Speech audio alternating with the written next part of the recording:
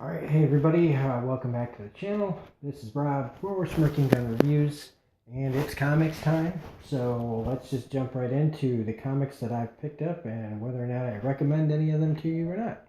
So we're going to jump right in with Amazing Spider-Man #1.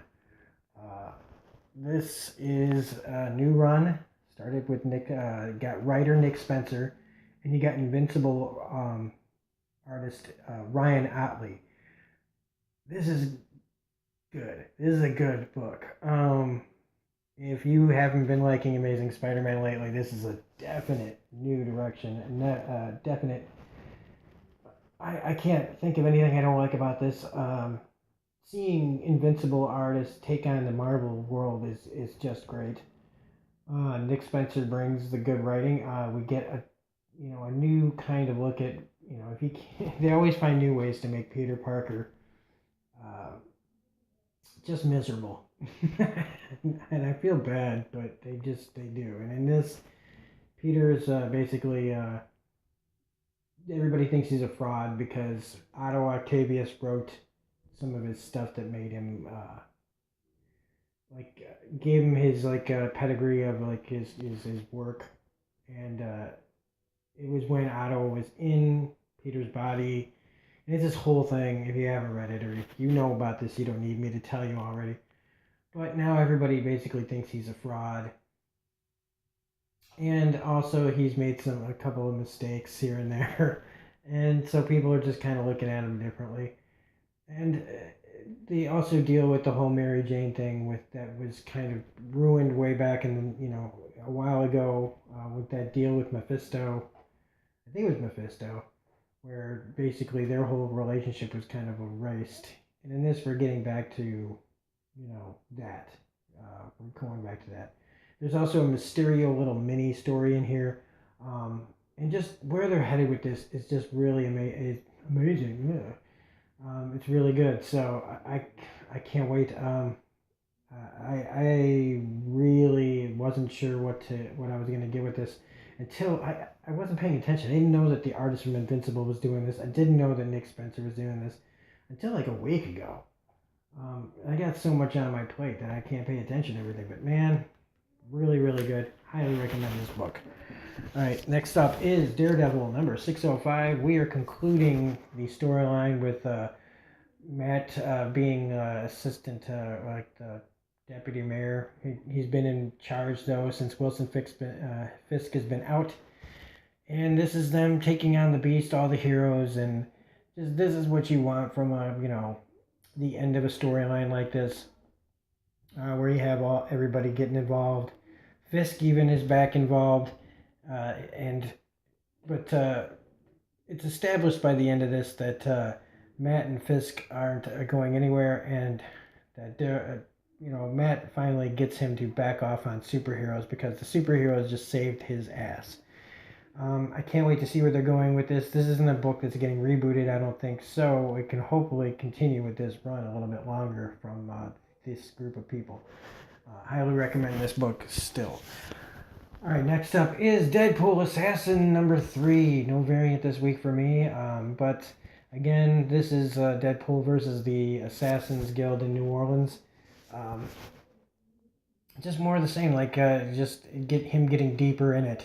And just it's still violent, it's still hilarious, it's just a good book, and I really don't have that much to say about it. I wish I did. I'm not gonna give all the details of these books. I've thought about if I was doing single issue reviews, I'd probably just do spoilers, but even though I thought last week maybe I would give more away, there's really not much to say except Deadpool killing assassins in very gory fashion. So, yep, he's still taking more people out. Okay, next up is Domino #4.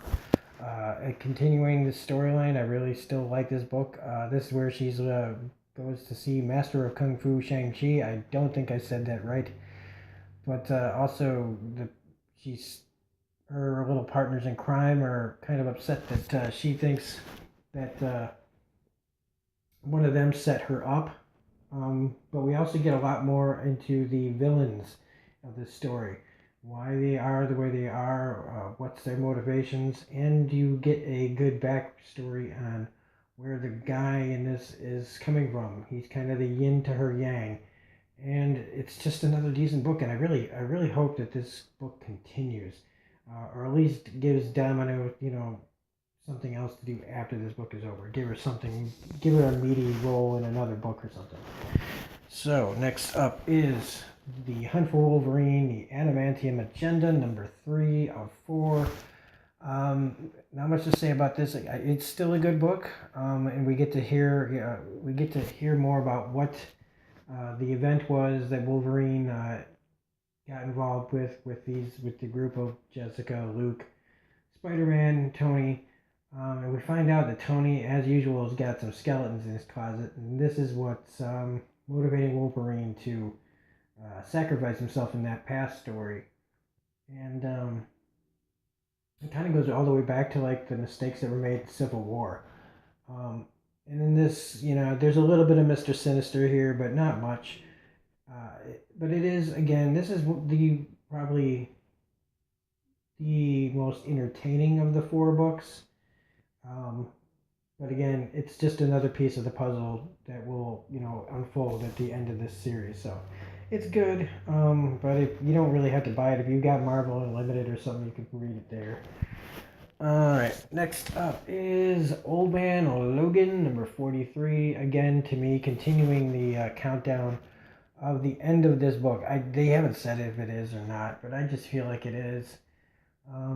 And in this, Bullseye's back to kind of tie up loose ends with Old Man Logan about some things that have been going on, and it kind of goes back to that story that they were involved in not that long ago.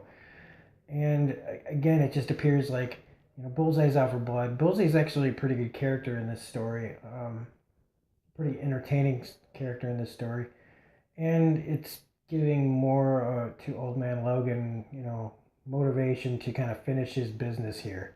So, again, another good book. I highly recommend it. All right, another book that I always recommend is The Punisher. This is 227. It's Black Widow and Frank and Bucky Barnes all trying to take out Baron Zemo. And this is a good book. This is funny. It's got great violence. It's got a great big prison riot where everybody's getting taken out. And it's just more, like Frank and Bucky's interactions in this are hilarious. And what we get at the end of this is basically what's going to happen is it's going to be Frank versus Iron Man. So that'll be, I think, the last issue of this before they do their reboot. So Frank versus Iron Man, that's not a bad way to go out for next issue before they do their reboot. Hopefully that it's still good after that. And here we go. We have X-23, number 1. This is the variant, one of the variants. I really dig X-23 as a character. Some people have not liked All New Wolverine. I don't have a problem with it. Some people call this social justice warrior kind of stuff. But I love Honey Badger. She cracks me up. And this is just a nice little start to another story, the continuing stories of Laura and her family. And what's going on here is the Cuckoos. They're part of the X-Men, low-level tier kind of characters. But they're up to something that's interesting that has to do with the Weapon X program and, Laura's kind of DNA and all that stuff. I think this is a pretty good number 1 issue, to me it just kind of feels like a continuation of All New Wolverine just with the new title slapped on it. And I highly recommend picking this up if you like X-23, if you like X books. I think that this is the book that's going to stick around after Wolverine comes back. So anyway, done with that. X-Men Blue number 31. This is the beginning of a story dealing with kind of how they, the original X-Men team came here for the reason that, that they were kind of here to keep Magneto in check. And it's starting to look like Magneto is needing to be put in check. He's taking out members of the Hellfire Club, which on paper is a really good idea. But you can tell that this might be, I kind of feel like maybe this book might be coming to an end pretty soon. The way they keep talking about how they have to go back to their own time. So I haven't again heard anything about the future of this book, but this kind of storyline almost makes it feel like it's going full circle, and that it might end up, ending, or at least maybe their story will end. And a new team will be X-Men Blue. I don't know, but this is a pretty good start to what feels like kind of an ending story for them. So, pretty good book. Highly recommend it. All right, now we have Superman #1. Bendis's first issue of the regular title of Superman. This is the Adam Hughes variant. Again, like it kind of just a continuation of Man of Steel. Clark is kind of looking for Lois and his son, but he's kind of got his inner monologue. He's kind of deciding to trust Lois, what she's doing, and it has a really good setup. They're going to continue with the what's his name?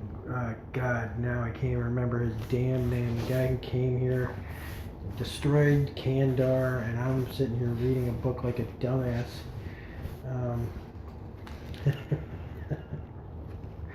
Look, if you've been reading Man of Steel, you know what I'm talking about. But one of the cool things in here is that Martian Manhunter shows up and kind of has some very bizarre things to say to Superman about taking over the world.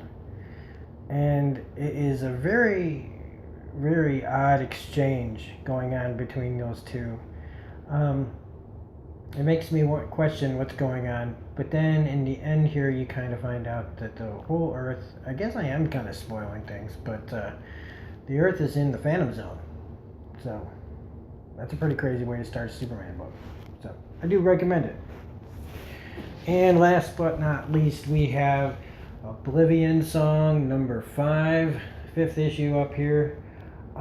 Again, this slow burn of a book is pretty good. It's got a really great story, and this guy finally meets his brother that's been lost in this other universe that he's been trying to rescue people from. And basically, you kind of find out what's been going, alluded to for a while, and that's that a lot of these people that got stuck here are actually pretty happy with their life, or it seems that they're pretty happy with their life. And on the outside, in our world, the government has come to find out what he's been working on secretly, and they find a bomb. So this is a slow burn book. It reads even faster than The Walking Dead because so much of it is just visual. But it's still a good book as long as you don't mind being done with it in about a minute. So, unless you want to look at each page really carefully, and some of them are really worth looking really carefully at, especially with the creatures and stuff. So that's it for this week. Next week we got more comics, and that's about it. If you like this video, it's been a long day at work, and so I just kind of wanted to get my talking comics over with, even though I love it, but I just wanted to be done. I did put up my review for Die Die Die #1 all by itself. I kind of felt like that needed its own video. And so yeah, if you like this video, please hit the like button, subscribe, share, comment, blah blah blah, all that good stuff. And we will see you on the next video. This is Rob from Smoking Gun Reviews saying, keep reading. See you later.